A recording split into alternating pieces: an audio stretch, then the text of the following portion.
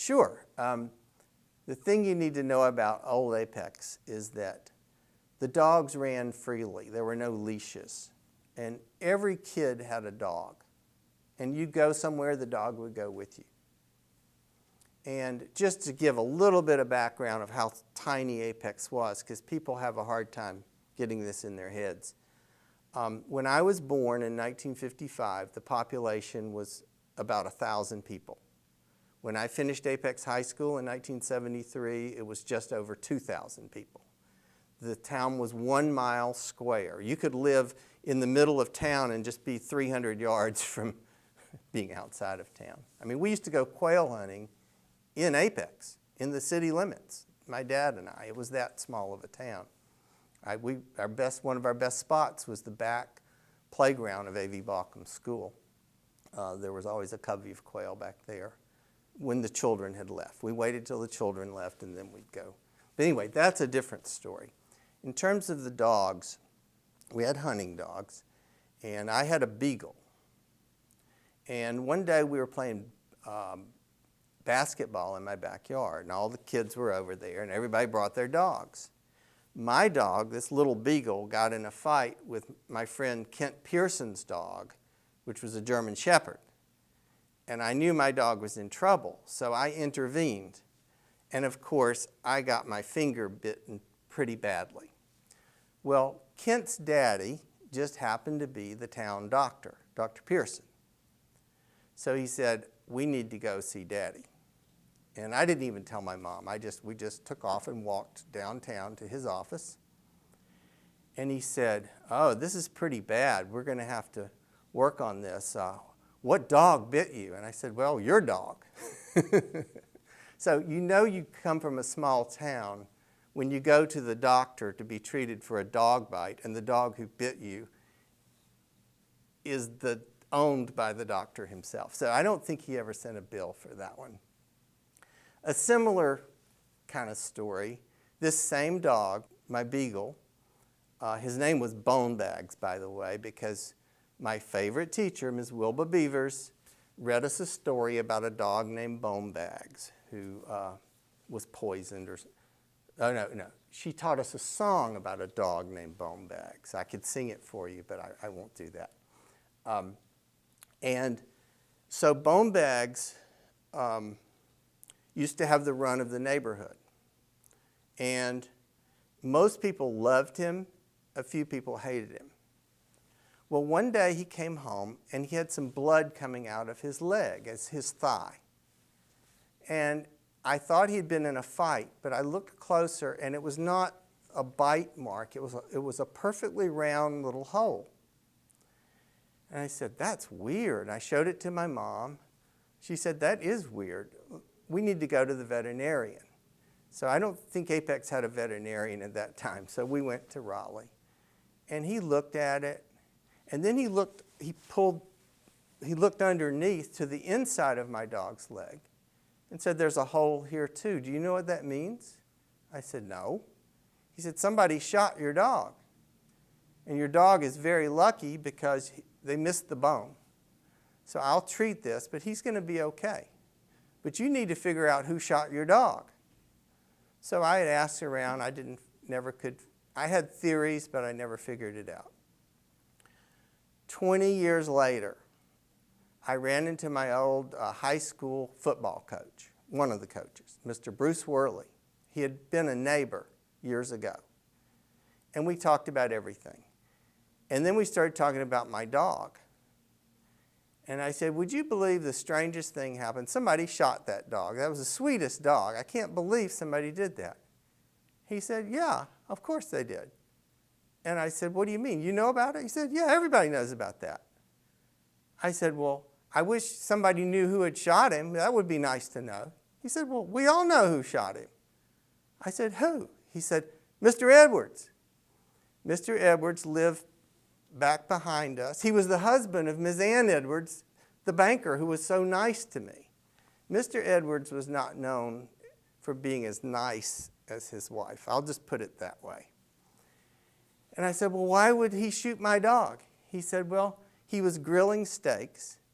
he turned his back, your dog jumped up and grabbed his steak and ran off. And Mr. Edwards had it out for your dog. And when he got the chance, he shot him.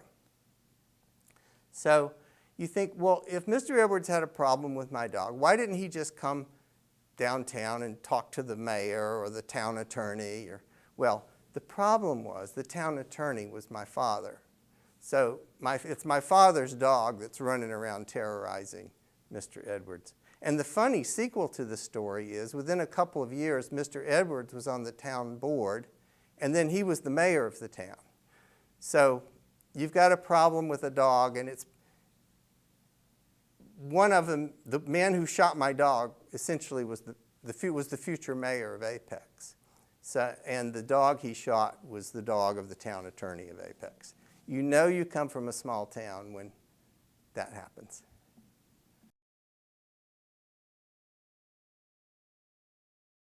Yeah, you had asked if we were part of an important moment in Apex history, and when you asked me that question, I knew what the answer was, and I felt this my whole life.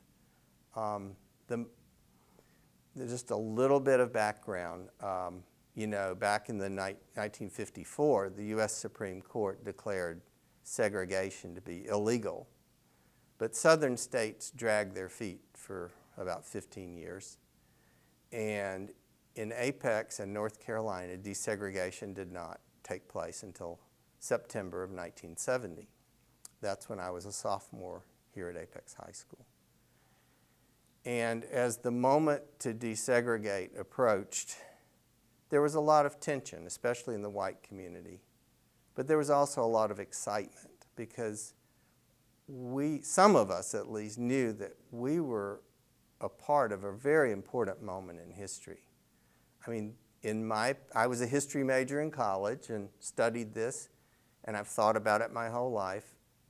There's no doubt in my mind that this was the most important moment in the history of the South since the Civil War. And I feel very privileged to have been a part of it. How was I a part of it? Well, the spring before desegregation took place, that would be the spring of my freshman year at the White High School, what was then the White High School, the town had the presence of the foresight to form what was called human relations councils. And they were all over the community. Various institutions had them. The middle school had one, the high school had one. And Apex High School, the white school, had a representative from each of the 4 classes, freshman through senior. Apex Consolidated, the black school, had the same thing. So we started meeting together. One week we'd meet at their school, one week they'd meet at our school. And we started making plans, and our mission was to try to make the desegregation of the schools as peaceful and fair as possible. And I knew from the get-go that this was important. My parents, I feel fortunate that my parents were the type of people who also considered this important. And they were very supportive of this. I felt very bad for some of my white friends whose parents checked out during that period. They would send their kids to these white private schools. I thought they missed out on a chance to be a part of history. So our Human Relations Council started meeting. And I remember at first there was a lot of tension. And it was really hard to sort of hammer out some of these details. And the hardest thing was the symbols. School colors, school mascots. Their school colors were blue and gold. Ours were black and old gold. We kept trying to think, you know, we can't use one or the other. We've got to do some kind of mix. But what are you going to do? Black and blue, that doesn't quite work. Gold and yellow, that doesn't work. And finally, the principals were kind of listening through the door, I think. And they said, you know, you don't have to use any of those colors. You could just start from scratch, throw it all out the window and start over.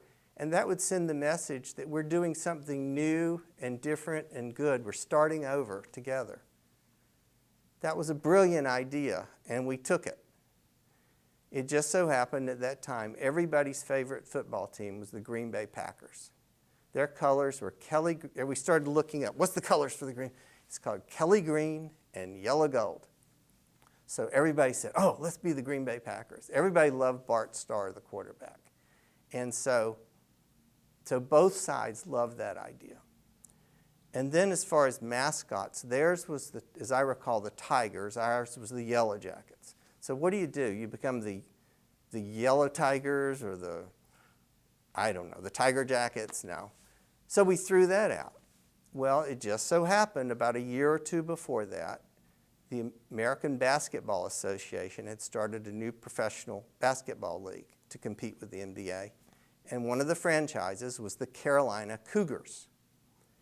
Everybody loved the Cougars. So we said, why don't we have the same mascot as the Carolina Cougars? So we became Kelly Green, Yellow Gold, and the Carolina Cougars. And the Apex Cougars. And we put it to a vote of the student body. We had other options, but that's what won. And that was a powerful moment for me because all the tension that had been in that room, everybody sort of dancing around each other, went away when we had this idea that we could be a part of something new and better. And I think we knew we were a part of history. I think the thing I'd like to add to that is that the desegregation in Apex began in the schools, and we were just teenagers. But we were really the drivers of that change. There were a lot of adults in the community who opposed the desegregation. You've got to understand what Apex was like at that time. At that time, black people could not shop in many of the stores in downtown Apex. If they did, they had to either enter through the back door or just stand at the back door to be waited on. Black people comprised half of our population, so half of the town was disenfranchised or considered a second-class citizen, really not a citizen at all. Apex was had not been really even a safe place for black people. My friends, when they got their cars, they didn't even feel safe, black friends driving in downtown Apex. The police would harass them. And in the years before that, in the 1950s, it was even worse. I mean, Apex had the reputation for being one of the worst places for black people in the state. We had a rogue police chief at that time and a rogue deputy sheriff, and they committed numerous atrocities against the black population. The police chief was convicted of a couple of crimes, but never went to prison. Murder, kidnapping, rape, excessive use of force. He was charged with all of those things. And we even had a lynching in the town the year before I was born. So that gives you an idea of what Apex had been like before desegregation. And to have been a part of making all that better. I was fortunate to be white, and I was not a victim of that violence and that discrimination. But even for white people, desegregation was a terrible thing. I'll give you a couple of examples. Waking up Sunday morning, going to church, there would always be a little newspaper in our driveway. My parents wouldn't even bother to pick it up. They would drive over it. And it was the Ku Klux Klan newspaper. They would throw that in our yard to remind us that they were there and they were watching. And you better not get out of line. One time my mother wrote a letter to the newspaper complaining about how the Apex community pool was segregated. My dad came home from work that day. He was very upset. And she said, "I thought you agreed with me." He said, "Yeah, but I didn't put it in the newspaper." He said, "I'm very proud of you for doing that, but you need to know we're going to lose a lot of business over that. A lot of my clients are going to go elsewhere." And that's the price that even white people had to pay because of the Ku Klux Klan, because of segregation. So being a teenager and being a part of this change was a very empowering thing for me. In the years following that desegregation of the school, we kids continued to try to desegregate the other institutions in town, especially the churches and the swimming pool. Unfortunately, we did not have as much success there. There was a tremendous resistance from many of the adults in town. The youth groups of the black and white churches started meeting together, going to each other's churches. And we did this mostly on our own. I remember going to the black churches and having a very warm reception from the adults there. I remember going to St. Mary's AME Church. I still remember the sermon. It was "Confession is good for the soul." It was one of the best sermons I ever heard. But when our friends came to our churches, the white churches, well, the Methodist minister, Reverend William Newman, was fired for letting black children enter the church. He was fired just because he did not tell them they couldn't come in the church. My minister, Reverend Robbins at the Baptist church, he was told he would have a cross burned in his front yard, which effectively meant he would lose his job and his family would be in danger. We got a phone call 2 o'clock Sunday afternoon after the black kids came to our church. It was Miss Tula, of all people, our first grade Sunday school teacher. And she says, "I have been appointed to call you." By whom? Well, some of the leaders of the church. The deacon board? No, some of the leaders. That meant basically the Ku Klux Klan. I thought, they don't even have the courage to call themselves these men. They asked Miss Tula to do their dirty work. She says, "I've been appointed to tell you that never again should you pull this stunt." My big brother was on the phone. He was home from college. I've never been prouder of him in my life. He said, "Miss Tula, when you were my teacher, you taught me a song that has always meant a lot to me. Jesus loves the little children, all the little children of the world, red and yellow, black and white. They're all precious in his sight." She said, "Well, maybe they are, but we don't have to go to church with them." And she hung up the phone. And then my minister was expecting this cross to be burned in his yard that night. And that would be the end of his career as a preacher, Baptist preacher. Fortunately, that didn't happen. But that shows you the degree, how much Apex has changed and improved. And it also shows you the power of even children or teenagers to change the world, because the schools changed, downtown began to open up and black people could come in the stores, and the pool and the churches, unfortunately, those were the last to change. But things did get better.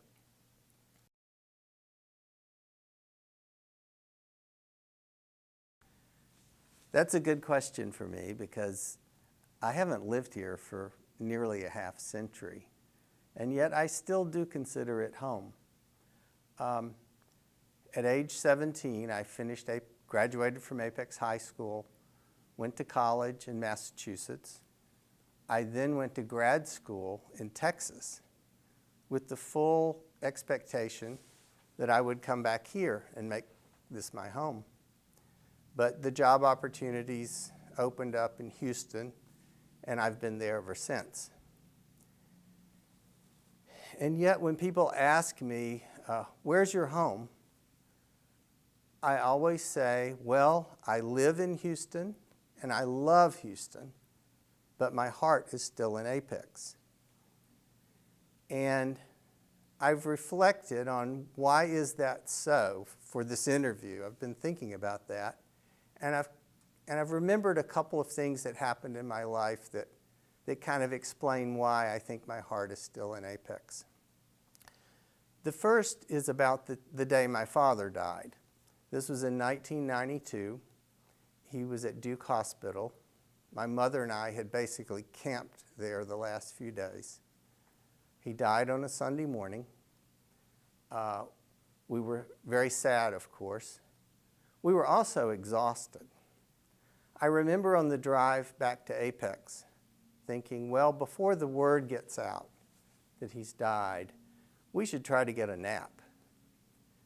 So I remember pulling into the driveway, putting the key in the back door, and before I could even open the back door, I heard a sound of someone coming around the corner of the house to the backyard. It was Earl Smith, Buddy we called him, Smith & Smith Surveyors.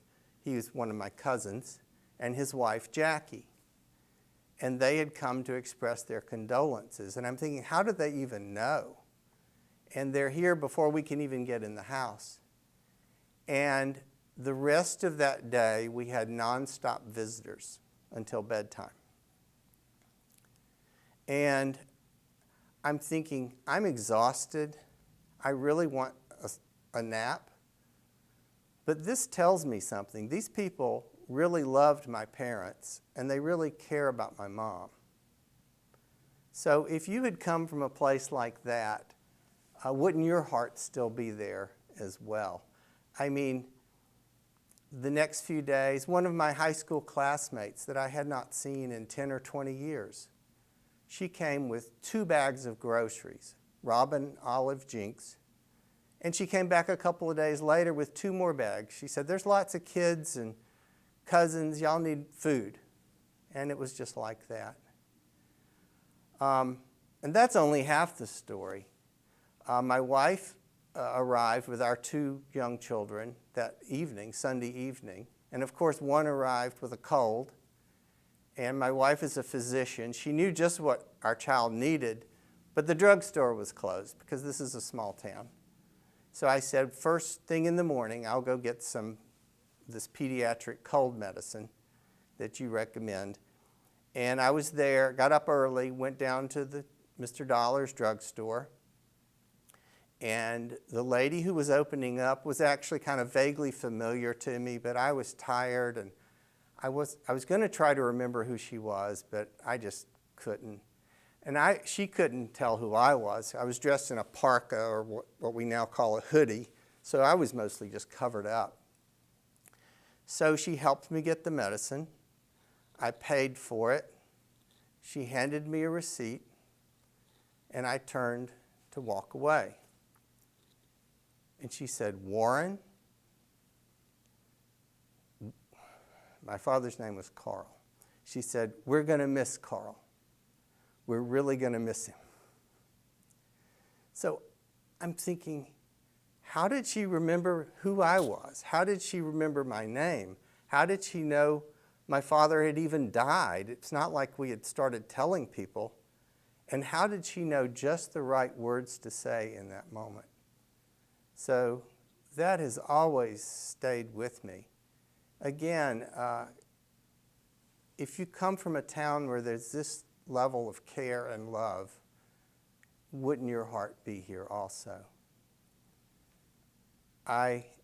Small towns sometimes get a bad rap. They're a place where people are gossipy and petty, where they're always into your business. You don't have any privacy. You don't have personal freedom. And that's true. That's the dark side of a small town. But the other side is that people, and what I remember most, is that people do love and care. a second story. And this one's a little lighter. It's about money. When I was in the 6th grade, my favorite teacher of all time, Ms. Wilba Beavers, said, "Does anybody need a summer job?" So I raised my hand, and my friend Paul Atkins raised his hand. For the next few years, we were farm hands on the Beavers tobacco farm. And that's a big deal. I mean, you're there from sunrise to sunset in the summer. And we just became a part of their family. Her children became my big brothers and big sisters. Paul and Carl are still here with dental practices. And that alone is what it's like in a small town. But there's a lot more. So for the first time, I'm 11 years old, I'm getting a paycheck every week. What do I do with it? I've never gotten a check before. My parents said, well, go down to the bank and open a bank account. There were 2 banks, a big one and a little one. I went to the little one. It was called Raleigh Savings and Loan in downtown Apex. I opened a bank account with Mrs. Ann Edwards, and for the next few years, she was my mentor in how to do banking. I would come down each week, give her my paycheck. She'd say, do you have your bank book with you? And half the time I'd say no. She says, no problem. Just bring it in next time you come, and I will update it. And she taught me, she was like a mentor to me. She taught me about compounding money and how it would grow over the years. It was a very casual process. I mean, every once in a while I'd withdraw money. There would be a new fishing lure I wanted to buy or a Christmas present. And I'd say, Ms. Edwards, could I have $2? And she'd hand it to me. She'd say, well, next time you come, bring your bank book and I'll update it. It was even casual in a different way, come to think of it. In the summers, boys, at least boys like me, we didn't even wear shoes unless we went to church or Raleigh. For everything else, we were barefoot. And half the time, we didn't even wear shirts. This was before air conditioning, and it was comfortable that way. So when I'm down there doing my banking with her, I'm barefoot. And half the time, I don't even have a shirt on. If this sounds like Opie from Andy of Mayberry, that's pretty much what it was. So fast forward, I graduate from Apex High School. I go to college in this big city up north. I go to the bank and open my bank account. And about 2 or 3 weeks later, I needed some cash. So I went down and said, may I have $5, please? And the lady just sort of looked at me. She was quiet. And I said, I'm sorry, ma'am. May I have $5, please? She said, who are you? I said, I'm sorry. I should have introduced myself. I'm Warren Holleman from Apex, North Carolina. May I have your name? And she thought I was messing with her. And she started getting angry. She said, well, where's your withdrawal slip? I said, what's a withdrawal slip? She said, and I need to see, well, you can get that over there, but where are your 2 IDs? I said, well, I don't have my wallet with me, but I'll bring it in next time I come. And she said, she just lost it. She said, I can't believe you're a college student and you don't even know how to take money out of a bank. And I said, well, where I came from, this is how you take money out of a bank. So I've reflected on that a lot over the years and realized that I was very fortunate to grow up in a place where everybody knew me, everybody knew my name, and I had a banker, even at the tender age of 11, who was teaching me the fundamentals of banking. Culturally, we were worlds apart from the big city, but I think it was a great place to grow up.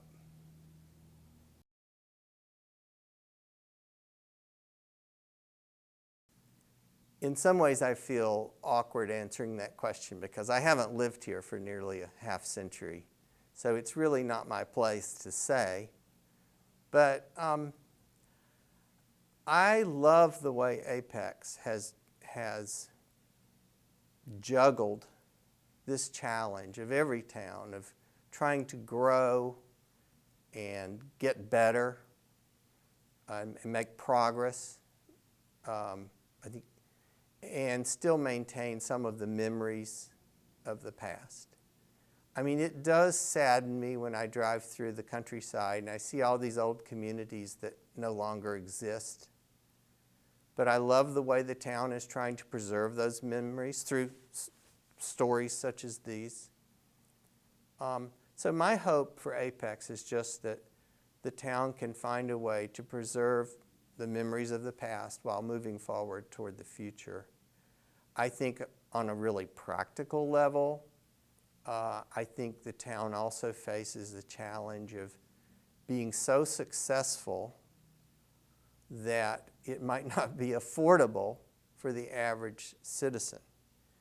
And if you think about it one way, that's a really good problem for a town to have. It's nice that everybody wants to move here. That means we're doing something right. But I do hope the town will think seriously about, and I'm sure they do, how to have affordable housing within the community so that we can maintain a broad or diverse population.